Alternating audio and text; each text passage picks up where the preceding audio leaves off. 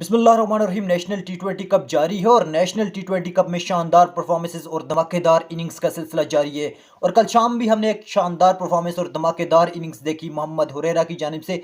Young talented Mohammad Huraira एक पाकिस्तानी बल्लेबाज हैं जिन्होंने सियालकोट की जानिब से खेलते हुए शानदार परफॉर्मेंस दी है। पहले 25 गेंदों पे 50 रन बनाए और फिर 42 गेंदों पे नाकाबिले शिकस्त 71 रन बनाए हैं।